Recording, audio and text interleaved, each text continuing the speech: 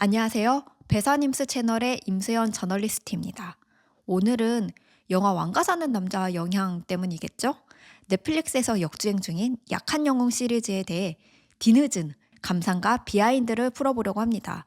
이 드라마가 웨이브에 풀리기 한 달 전쯤 2022년 부산국제영화제에서 프리미어로 공개가 됐었어요. 그때 제가 영화제 일을 했고 특히 약한 영웅 담당이었어서 취재를 일찌감치 많이 했었고 애정도 있고 돌이켜보면 의미 있는 추억으로 남아있거든요. 딱히 어디 가서 비하인드를 풀 곳이 없었는데 이번에 3위까지 찍은 걸 보고 이때다 싶어서 이렇게 풀어보게 됐습니다. 영화제 돌아가는 과정에 대해 접해보신 적이 있다면 아시겠지만 기자나 평론가들은 영화제가 시작되기 전에 일부 작품은 미리 볼 수가 있습니다. 공식 소식지에서 기사를 써야 한다거나 인터뷰를 하거나 프로그램 노트를 쓰거나 행사를 맡거나 하려면 미리 작품을 봐야 하잖아요. 이제 영화제 기간 이전에는 이제 기자나 평론가들 대상으로 열리는 공식 스크리닝 룸에서 볼 수도 있고요. 아니면 조금 다른 절차를 거쳐서 보기도 합니다. 당연히 업무와 관련이 있을 때 그러는 거고요. 저는 약한 영웅으로 하는 일이 있었기 때문에 드라마를 미리 봤었어요. 근데 기대치가 어느 정도 있는 상태에서 봤습니다. 왜냐하면 영화나 드라마는 후반 작업 거치고 블라인드 시사회, 내부 시사회 이런 걸 할수록 본 사람들이 생기기 때문에 미리 소문이 날 수밖에 없어요. 근데 약한 영웅은 제가 여러 루트로 들은 소문이 있었거든요. 그거 재미있다던데요? 배우들이 신인인데 되게 잘했대요. 이런 얘기를 들은 게 있어서 사실 기대치가 있는 상황에서 그때 3회까지 봤었는데 와 재밌는데 했거든요. 그리고 이거 브로맨스 이런 거 좋아하는 팬들한테 완전 난리가 나겠다. 아주 드라마가 떡밥을 계속 퍼다 먹여주는구나. 그래서 제가 영화제 기간에 한준희 감독 마주쳤을 때도 보자마자 그 얘기부터 했을 만큼 좀 그렇다고 느꼈습니다. 하지만 약한 영웅 시리즈는 재능 있는 신인 배우들의 발굴이라는 측면에서 가장 흥미롭게 뜯어볼 만한 작품이죠. 저는 처음 드라마를 봤을 때 일부러 저렇게 캐스팅했나 싶을 만큼 주연 배우들의 배경이 제 각각인 게 눈에 들어오더라고요. 그 주인공 3인방을 보면 그 프로듀스 101을 거친 아이돌 박지훈과 그 웹드라마와 TV 드라마로 인지도를 쌓은 최현욱, 그리고 영화 중심으로 필모그래피를 쌓고 정말 먼 곳 같은 독립영화도 찍은 홍경, 이렇게 있었잖아요. 심지어 출신 학교로 봐도 박지훈은 중앙대 연극영화과, 홍경은 한양대 연극영화과, 최현욱은 야구선수 출신 비전공자잖아요. 이제 박지훈 씨는 아역배우 출신에 좀 처음부터 기본기를 잘 잡기 위해 되게 노력한 흔적이 보이는 연기였고, 최현욱 씨는 자신의 말투나 행동이 어떻게 해야 화면에 좀 자연스럽게 보이는지 좀 본능적으로 아는 사람처럼 연기한다고 해야 하나? 그런 타입이잖아요. 왜 저분은 작품 경험이 별로 없는데도 잘하지? 역시 예체능은 타고나는 게 큰 건가? 좀 싶어지고, 그리고 홍경 씨는 학구파 같다고 하면 부정하시던데 본인이 학구파 같은 말을 해놓고 절대 자꾸 아니라고 하시는데 그 작품 전체의 의미, 씬의 의도 이런 걸 생각하면서 자기가 해줘야 하는 역할을 디테일하게 고민하면서 하는 연기라고 할까요? 그런 게 느껴진다는 생각을 제가 약한 영웅의 오범석 캐릭터를 보면서 많이 했었던 것 같아요. 제가 최현욱 씨한테 인터뷰로 물어봤을 때도 한준희 크리에이터가 촬영 전에 이런 말을 했다고 하더라고요. 너무 다른 배우들이 모였기 때문에 각자 생각하는 연기 방식도 모두 다를 거다. 그리고 그런 배우들이 만났을 때 생기는 긍정적인 충돌을 기대한다. 이런 말을 했었대요. 그래서 어디로 튈지 모르는 그런 재미를 좀 끌어올리기 위해서 서로 어떻게 연기할지 사전에 조율하는 과정 이런 것도 거치지 않는 방식으로 좀 예상되지 않은 액션과 리액션, 이 부딪힐 때 나오는 어떤 충동적인 에너지를 발견하는 방식으로 드라마를 찍었다고 합니다. 이럴 때는 아무래도 테이크를 갈 때마다 좀 다른 합이 나오는 특징이 있겠죠.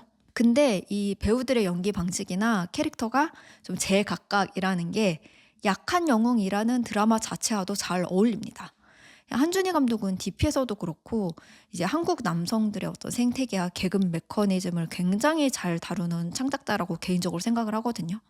그러니까 한국 고등학교 시스템이라는 게 처음인 게 많은 10대라는 나이와 정해진 스케줄에 따라 하루 종일 같이 있어야 한다는 어떤 강제성이 만나서 그때만 가능한 어떤 감정적인 결속이 있는 그런 장소잖아요.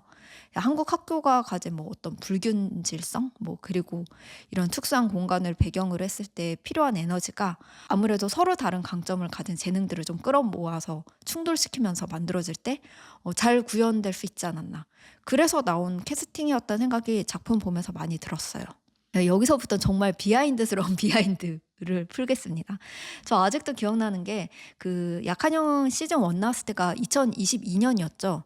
부산영화제는 특히 뭐 배급사들이나 OTT 플랫폼들이 주최하는 뭐 땡땡땡의 밤 이런 행사들이 있습니다. 가장 유명한 게 CJ의 밤이죠. 혹시 유튜브에서 그 백지영 씨 무대에 난입한 옥태견 씨의 영상을 보신 적이 있으신가요? 그게 CJ의 밤이에요. 그러니까 그런 아주 큰 파티 자리는 뭐 영화인들, 뭐 관계자들, 뭐 영화 담당 기자들도 다 모이는 자리라고 보시면 되고요. 언론사에 초대장을 보냅니다, 그건. 근데 코로나 이전이랑 이후가 분위기가 많이 바뀌었어요. 그러니까 코로나 이전에는 그 백지영 씨 유명한 무대 영상처럼 진짜 그렇게 공연도 하고 완전 파리인가 파티였다면, 코로나 이후에는 막 그렇게 공연을 하진 않고요. 그래도 이런 자리에서 뭐 코로나 이전이나 이후나 뭐 제일 중요한 게 있다면 그다음에 배급사나 뭐 플랫폼의 라인업을 공개하는 겁니다. 근데 트레일러를 틀어주고 뭐 그 자리에 참석한 배우나 감독들이 있다면 무대 같은 데 올라가서 이제 인사도 하고 뭐 작품 소개도 하고 그런 시간을 갖습니다. 뭐 그보다는 좀 프라이빗하게 특장 영화를 걸고 아니면 뭐 영화인 개인이 공간 하나 빌려서 파티를 할 때도 있어요. 그러니까 이건 프라이빗한 거니까 구체적인 사례들을 말하진 않겠습니다. 이런 경우에는 당연히 언론에 초대장을 보내진 않습니다. 그러니까 만약에 기자가 거길 갔다면 좀 아름아름 간 거예요. 또 그런 파티가 아니더라도 뭐 어떤 영화를 걸고 뭐 감독이나 배우들이 참석해서, 그러니까 언론사들만 이렇게 대상으로 따로 식사 자리를 마련하는 것도 종종 이제 땡땡의 밤 이렇게 칭할 때가 있어요. 그러니까 2022 년에는 영웅이라는 그 정성화 김고은 씨가 나온 뮤지컬 영화가 그해 연말에 개봉을 했었을 거예요. 그래서 영웅의 밤이라는 언론사 대상으로 한 자리가 있었고요. 티빙에서도 뭘 했었던 것 같은데 이건 제가 간 게 아니라서 기억이 좀 가물가물하고, 그리고 웨이브에서는 약한 영웅의 밤이라는 그런 행사를 열었습니다. 영웅 자리가 끝나고 바로 약한 영웅이었거든요. 그래서 제가 농담으로 막 오늘 행사는 다들 영웅이 들어간다고 그렇게 좀 농담을 했었던 기억이 나요. 그리고 약한 영웅이 언론사에도 초대장을 보냈어요. 그래서 제가 자연스럽게 갔던 것 같거든요. 그 이후에는 좀 특히 OTT 쪽에서 뭐 영화제에서 땡땡땡의 밤 이런 거를 열어도 관계자들만 초대하지 언론사에도 메일을 보내는 경우가 제 기억에는 없었던 것 같은데, 여튼 그때는 그랬습니다. 그 배우와 감독이 앞에 나가서 인사하고 그러고 나서 뭐 삼삼오오 모여서 대화하고 뭐 그런 자리였는데요. 저는 이날 홍경 씨를 실물로는 처음 봤어요. 그러니까 그 전에 영화를 찍으신 게 있어서 그 전에 만났던 기자들도 있지만 저는 그날 처음 봤습니다. 근데 저한테 "기자님의 인생 영화는 뭔가요?" 라고 물으시는 거예요. 근데 초면에 이런 질문을 하는 사람은 잘 없잖아요. 그때 스필버그 얘기를 했던가 뭐 아니면 뭐 나중에 알려준다고 했던가 뭐 제가 뭐 그랬었던 것 같아요. 근데 제가 그날 약한 영웅 그 자리는 오래 안 앉아 있었고, 이때 모 배우 매니저랑 살짝 친해져 가지고 몇몇 사람들 모여서 다른 데 가서 술 마신다고 일찍 나와서 사실 이거 말고는 기억나는 게 잘 없습니다. 그러니까 저 나간 다음에 그 배우들이 그 한 바퀴 돌면서 뭐 인사하고 했었다는데 저는 그때는 안 남아 있어서 그거는 잘 모르고요. 이건 또 다른 날이었던 것 같은데 그냥 식당에 갔는데 바로 뒷 테이블에 또 홍경 씨가 있었거든요. 그래서 "아이고 안녕하세요. 뭐 또 마주치네요." 하고 잠깐 인사하고 그때 속으로 '아 저분 이번 영화제에서 자꾸 마주치네.' 속으로 그런 생각을 했었거든요. 그러고 나서 인터뷰를 했어요.